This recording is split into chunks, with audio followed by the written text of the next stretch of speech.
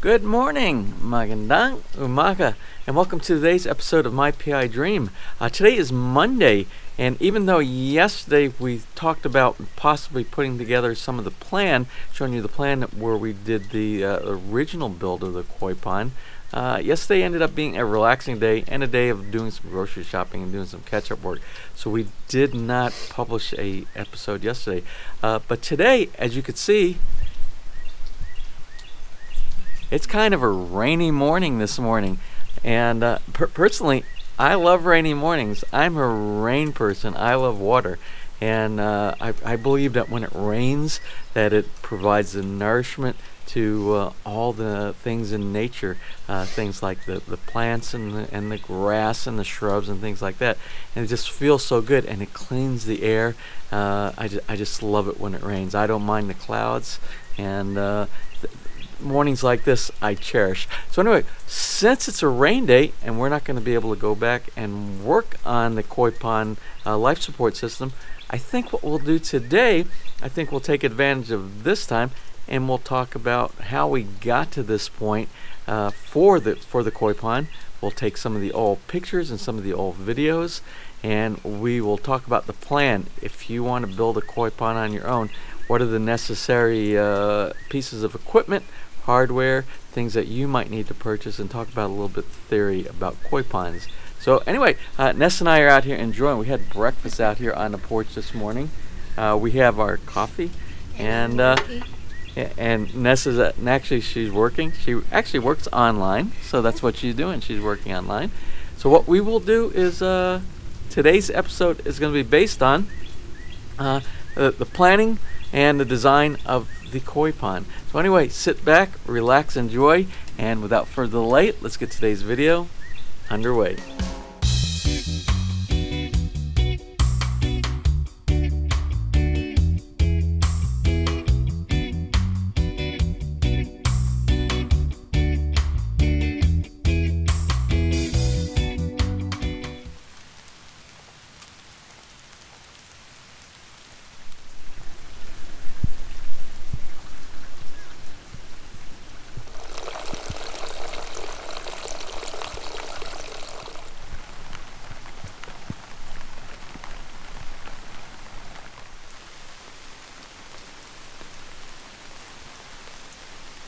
Well, it is quite a gloomy day today. It has not stopped raining since this morning, and it's gotten colder. The wind is blowing. I wanted to do this outside, but we'll just sit inside the sunroom here and we will discuss koi pond matters here. It's nice and comfortable here inside the sunroom. We're kind of protected.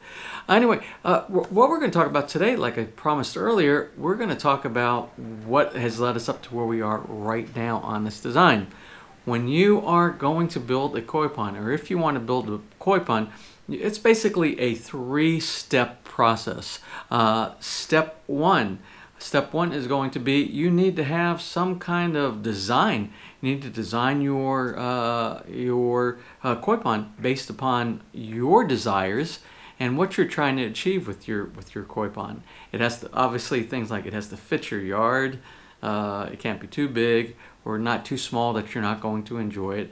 And then you have to design into or take into consideration, you have to consider all the different accessories that you are going to need to build this koi pond. Step two of the process is you're going to have to take the design and you are going to have to purchase building supplies. And it's going to be largely dependent on your original design in step one. It has to do with diameters of pipes, capacities of pumps and filtration systems, and things just like that. Again, step two is going to be based upon step one. Then finally, your step three is going to be implementation, building, construction of your pond, and then of course testing at the end, and then putting your fish in. If it's going to be a fish pond, it could be an aquatic type of a pond where you might have nothing but plants and in water type of vegetation just for looks with waterfalls and the sound. But today we're talking about koi pond because whether you design a koi pond or if you're going to put one for plants is depending on a lot of the type of equipment and the design of your filtration system as well. But again, today is all about koi pond design and build. So anyway, what we are going to do, we're going to start with step one. And step one is the first step is talking about design. How do you want to design? And what I'm going to do is I'm going to show you how I designed this pond. Now, the first picture I'm going to show you is this picture right here, right? And this picture right here is not the original, this is not what I ended up with, but it was the original design. And it's very similar to the final design, but I didn't want to go through many different drawings inside there. So if you look, the design here, and what I'll do is I'll also show you on the screen. But the design of this pond is such that it is it's going to be like a waterfall at the top, and it's going to go down like a lazy river at not so deep depths, and then it's starting to get deeper and deeper, and then at the end, all the way at the end, which is this area down inside of here, it's going to be much deeper, and this is going to be a protective area for the koi fish. It needs to be deep enough in case there are any type of a prey like birds or wild animals, that they have some protection, that they can go a little bit deeper, as well as during the cold months when ice forms on the top. They need a deeper area where they can hibernate and they're protected and they don't freeze themselves in the ice, and deeper water will allow for that. So let's go ahead and look now. Let's look at our design, and then what we will do, we will talk specifically about the equipment that I selected for this design. Now, when you do your research, like, and that's probably why a lot of people are here looking, this is part of their research, is how do other people do this? Well, what I did, I went to the experts. There are many good videos out there on building koi ponds. But the only thing is, none of them had all the information in one spot for my particular koi pond. Because remember, every koi pond is unique depending upon your desires and your design. But they all have a similarity, and the similarities are these. You need some way to get water into your pond, which is going to be a pump. And you are going to need some way to filter it, which is some type of filtration system. You are going to need some way to capture that through a filtration system, and we'll talk about those. And there are different types of filters also, depending upon whether it is a aquatic pond for plants or a koi. Again, we're talking about koi today. Also, the delivery of water for circulations and things like that. And how am I going to get the water in and out of the pond? So in the design on this one right here, you'll see, we'll start from the very top. At the very top, we have a waterfall. Now, the original design that I had for this, it was a waterfall with a biomech waterfall all integrated into one. And what this did, it was a waterfall and it injected air. There was some, now there's another thing that I didn't talk about, and one of the things that you might consider when you're building a pond. You need some way to put air inside there so that the fish have enough oxygen for survivability. Okay, so with the original concept, if you see right here, is I started out with a biomech waterfall. It was designed by a company called Helix, and I did choose some products from Helix, and some things I mix and matched around. But the waterfall by Helix, the biomech, it is a waterfall and it injects air in it at the waterfall position right there, and then the fish have air. The second thing I included, which is one of the first things you need to think about, is a drain. How am I going to get the water out? And what a lot of people don't think about until after the fact, they build a pond. They think all you need to do is you need to make a tub-like area, and you can just put water inside to something that will hold water, and that's all I need. Or maybe I need a pump that will put water in and take water back out. Very simple. But what happens is, after a while, if that water isn't cleaned properly and you don't have a good biosystem inside there for the good bacteria, and you let some of the bad bacteria inside, what ends up happening is your fish end up dying. So you have to take all of these things into consideration as well. Again, what I'm talking about here is a bottom drain. I believe it's very important to have a bottom drain inside a pond, especially if it's a large pond. Then you're going to have somewhere for the waste from your fish to leave the bottom drain and to become filtered. So one of the things that I purchased was two different types of filtration systems. And one of them is a settlement tank and a skimmer, again by the Helix company. And then what you're going to need is, like I said earlier, you need the pump, be able to rotate the water to take the... Would you like me to turn the power off? What was that? That's my TV talking to me inside there. Okay, thank you TV for interrupting my... Something else I included in this system. Remember we talked about air, a way to get air, oxygen inside your water. Well, you're going to need some kind of an air pump. Whether your air pump ends up at the waterfall for the biomech type of a waterfall I was talking about where it injects it there, or one of the popular items today is in a bottom filter. There's actually a cap that goes over the top, and you can have bubbles coming through that cap portion inside there in the deep section of your pond, and you can have the oxygen or the air moving from the bottom drain all the way up to the top. And that's one of the best solutions right there, because you get the maximum amount of exposure, because when the bubbles rub up against the water inside there, that is when it exchanges and it injects oxygen inside your water. So if you put it at the deepest section at the very bottom, it will do that. And of course, if you have a waterfall, just water bouncing around creates oxygen inside the pond as well. But when you add all these things together, you fill the pond up with an oxygen-rich environment, which is very healthy for your fish, especially if you have an overpopulated fish population inside your pond. And another thing on the drawing that I put together is a UV filter. And what is a UV filter used for? Well, a UV filter, remember we talked about good bacteria and bad bacteria? Well, the UV filter will help terminate a lot of the bad bacteria that's inside your pond. And we'll talk about flow rates and things like that later on, how you implement that into your system.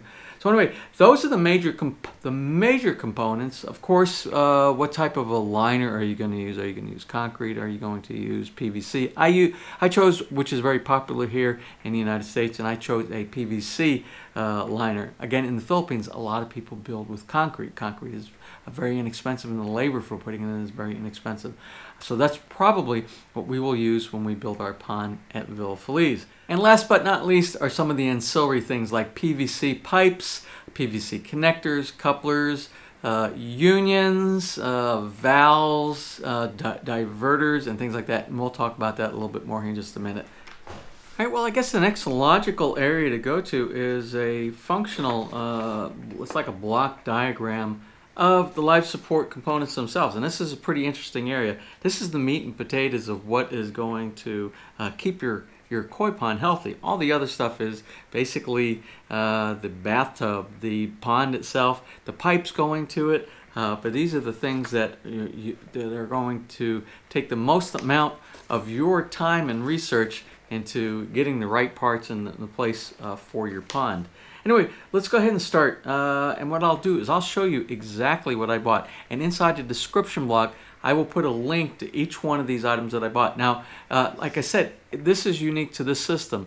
The main thing you have to take into consideration is the size and the volume of the water that's inside your pond. That's going to dictate the size of the pump that you need, or the size of the pipe that you need inside your pond, and the size of your filtration system that you need. Some of the filtration system won't make much of a difference, whether it's a small pond or a large pond, because they only usually come in one size. Things like the skimmers, the settlement tank, but things like your bead filter, which is a biofilter that you would have, your pump, and things like that. Those are going to be dependent on the size of your UV. Those will be dependent on the size of your pond, the volume of the water that you're trying to filter. So anyway, let's go ahead and start. We'll start at one, and I'll show you the actual ones that I picked for the system. Let's go ahead and go to the on-screen. So the first thing we're going to look at, let's look at, well, let's just work our way. All right, well, let's start from where the connection from the settlement tank goes into your life support system.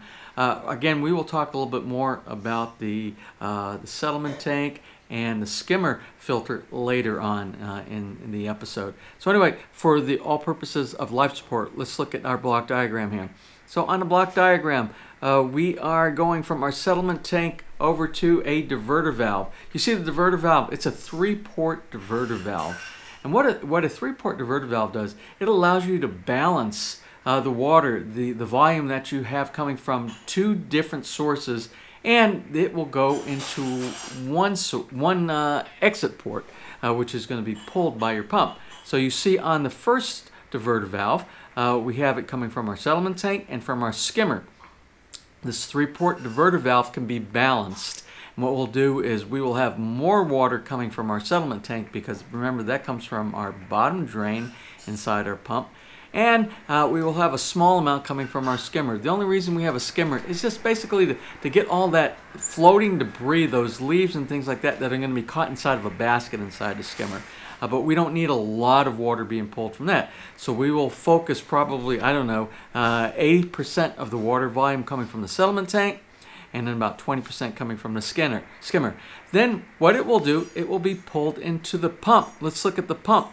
The pump is I selected is a 7,560 gallons per hour pump. Remember, I don't think I brought it up before, but the pond that we have here is a approximately a 5,000 gallon pump, or I think that equates to somewhere around 20 or 21,000 liters, and it's going to be very similar to the one that we have in Villa Feliz. So the configuration I have here is basically a test for that system, for that pond that we're going to build at Villa Feliz. So anyway, and you're probably asking me, well, how do you determine what size? Well, there is a calculation, but the easiest thing to do is to contact the pump manufacturer, and that's what I did. And in the link for this pump right here, you can actually go to that link and you can contact the customer support folks. They have a technical support staff there. You tell them what size your pond is. You tell them the diameters of the pipe, the lengths of the pipes that you have, and all the angles that you have. How many elbows do you have inside there? Because it works on a theory. I used to be a firefighter. And this is something we had to take into calculation when we were providing water to the firefighters I was an engineer on a pumper.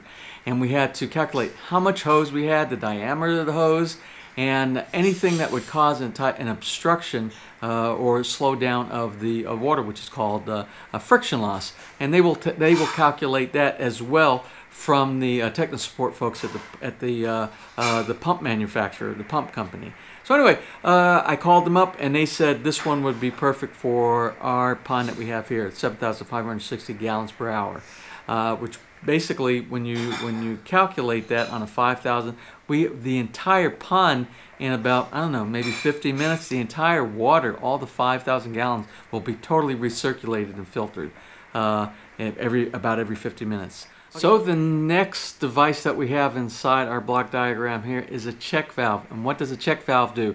A check valve only allows water to flow in one direction, which is in the direction of the arrow.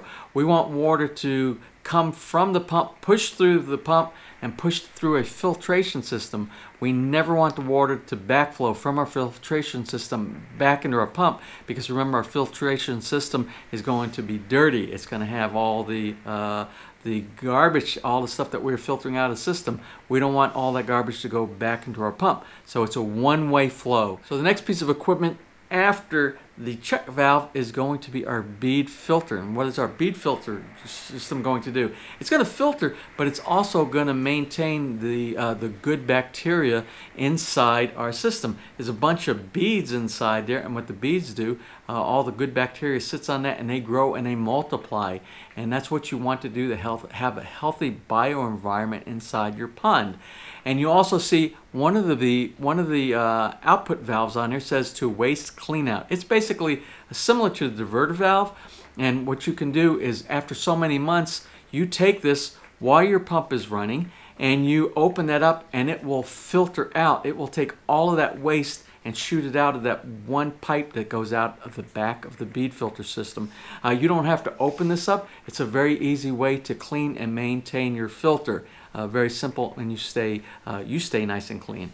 Then after the bead filter, we are going over to another diverter valve. That's another 3-port diverter valve. And you're wondering, well, why do I have another 3-port diverter valve? Well, I will tell you. It's because if you see the two outputs, one is a ultraviolet bypass and one goes through the ultraviolet filter. Here is where you are going to do your ratio of how much water you want going through your UV and how much water you want bypassing UV. You don't want all your water from that 7,560 gallons per hour pump pushing all that water directly through your UV. It will go by so fast, your UV lights inside will not be able to kill the bad bacteria. So what you do is you slow down the flow, and you allow the highest amount to go through your bypass, but a small amount to be able to be caught inside your UV filter, so that it's effective by killing the bad bacteria. Then on the other side of the UV filter, you see another diverter valve. What is that there for? You're wondering, oh, we've already diverted the proper ratio. Well, what you need to do, you need to make sure you don't have a backflow that goes from your UV bypass and it pumps back up in the opposite direction to your UV filter. So this will just make sure that it goes. It's sort of like an intersection in a road. You want to make sure that all the traffic is going in the right direction, and that's what that's for. Then outside of that third diverter valve, we are going to a T-junction, and this is where we are going to go. One direction is going to go to our TPR, and one is going to go to our waterfall and our water spouts at the head of the pond. Now, you're probably wondering what a TPR is. A TPR is nothing but a outlet inside your pond. And what that is, that you position the outlet inside in your deep section, and it goes at an angle. And what that does, the water shoots out through that and circulates round and round in that deep part of your pond. And what it does, it helps all the fish waste move around and go down to your bottom drain, so it doesn't just sit in any corner inside the bottom of your pond. It's a management function inside there, providing flow and for the fish to be able to swim around in that area, as well as it focuses all your waste down to the bottom drain. Anyway, that is the basics of this section right here for all your connections and your devices inside your life support system.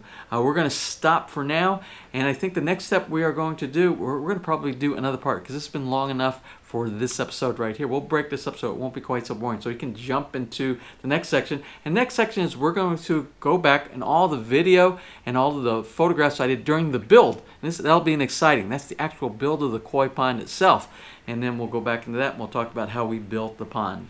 Well, that's enough for today's episode. The next episode is going to be very exciting, and it's going to be the actual build. Remember, that's going to be step 3 of the 3-step process. Remember, design, buy all the materials, the construction, everything you need for the pond. And then step 3 is construction, and that's what we're going to do. We're going to do the construction in the very next episode. So you should really enjoy that one to see where we are today. And although it's not complete, we're so close to completion, it will take another couple of episodes to finally do the construction. I will include you hooking up all the pipes, doing the testing, and things like that as well. But before we close forward today, we have some shout-outs, and we have some shout-outs that are related, and we have a current one. And the first one, I have to apologize. It is from a message that I received in my private message box, and sometimes I don't go to my private messages that often. It's normally the comments that I look every morning on the main section of the channel, and I read emails, but I seem to have missed this one. And this one is for April. This is back to April 19th, and it's for Unalesco's husband, Philip, who turned 38 on the 19th, as well as, let's see, I have one for yesterday, which is April 22nd, and it's Dominique Bustamante's mom, Elizabeth Ang Bustamante. It was her birthday yesterday. And now, and there was one more. And this was from a couple of days ago that I saw in the comment section.